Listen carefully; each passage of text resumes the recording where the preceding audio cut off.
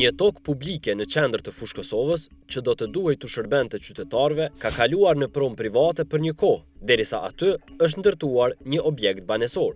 Bashkë me këtë tokë publike, edhe një pronë private i është bashkuar pronës ku po planifikohej ndërtimi. Bëhet fjalë për rreth 300 metra katror në lagjen Dardania në Fushë Kosovë. Toka në të cilën komuna e Fushë Kosovës dha leje ndërtimi ishte 28.7 ari, ndërsa sot, pas përfundimit të ndërtimeve, ajo tokë përbën 25.65 ari, pra 3 ari më pak. Diferencën këtu e bën prona publike dhe prona private, që i ushtua operatorit privat për ndërtim.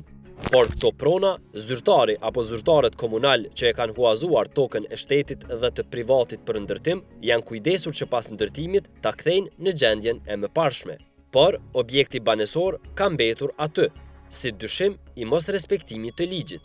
Në këto 300 metra katror janë ndërtuar 1050 metra katror banesa, ku çmimi momental i metrit katror është rreth 700 euro. I gjithë procesi për ta kamufluar dhënien e tokës së shtetit dhe privatit për ndërtim ka kaluar nëpër disa faza. Para se të ndërtohej aty, 4 parcela private me numrat 479-1, 479-2, 479-4 dhe 479-5 përbënin 25 ari tokë private. Por në dhjetorin e vitit 2018, hapësira publike prej 3 ari është ndarë në 3 parcela tjera me numrat 428-1003, 480-2 dhe 428-100 nga zyrtarët komunal të kadastrës së Fushë Kosovës. Kjo e fundit parcel private. Betimi për drejtësi ka tentuar që të kontaktoj pronarin e kësaj toke, por deri në publikim të këtij emisioni nuk ka marrë përgjigje.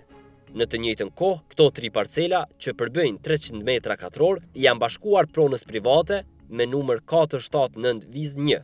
Pikërisht në dhjetor të vitit 2018 ishte dorëzuar edhe aplikacioni për leje ndërtimi në komunën e Fushë Kosovës për 28.7 ari, dokument K publik që e gjejmë në faqen zyrtare të komunës.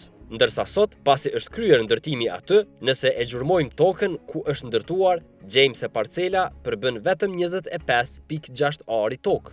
Në këto 300 metra katror nuk u hodh themeli i objektit banesor, por kjo hapësirë ju bashkëngjit pronës private në mënyrë që të rritet numri i metrave për ndërtim. Pra, nga 25 ari pronë private, sa do të duhej të trajtoheshin për ndërtim, janë trajtuar 28 ari. Rrjedhimisht, në këto 300 metra katror, të huazuara nga zyrtarët e kadastrës në Fushë Kosovë, kompania ndërtuese i ka ndërtuar 1050 metra katror, sipas koeficientit ndërtimor.